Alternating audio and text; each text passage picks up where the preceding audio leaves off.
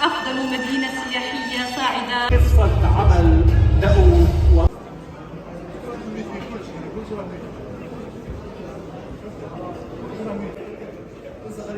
احنا النهارده موجودين في مدينة وهران وفي حفل رائع علشان نكرم ونتوج مدينة وهران بجائزة أفضل مدينة سياحية صاعدة في القارة الإفريقية لسنة 2025 2026.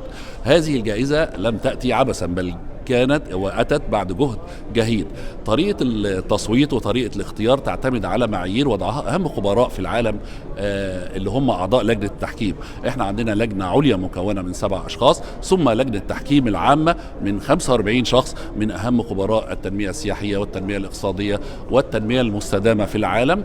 وبالفعل يتم ترشيح 5 مدن، وتم ترشيح 5 مدن من القارة الإفريقية، ثم تم تصفيتهم إلى 3 مدن.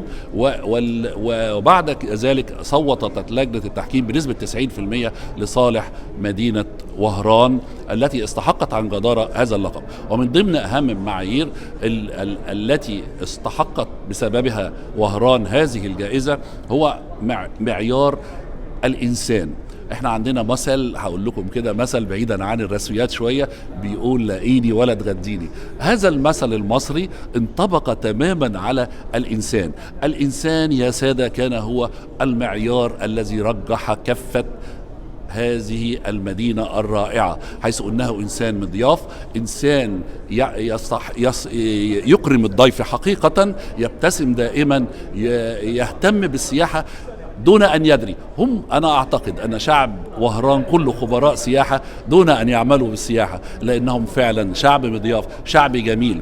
السائح يستحق تجربة سياحية شخصية، وهذا ما يتحقق في مدينة وهران. مدينة وهران تزخر بالمقومات السياحية الأخرى، مثل المقومات التاريخية لديها تاريخ، المقومات السياحة الترفيهية لديها شواطئ، السياحة الثقافية لديها تظاهرات وفعاليات عديدة جدا في مجال الفن والمسرح، حتى دار الأوبرا التي أصبحت مسرح الآن. ثم نأتي إلى السياحة الرياضية، أيضا في تظاهرات رياضية اشتهرت بسببها أيضا مدينة وهران.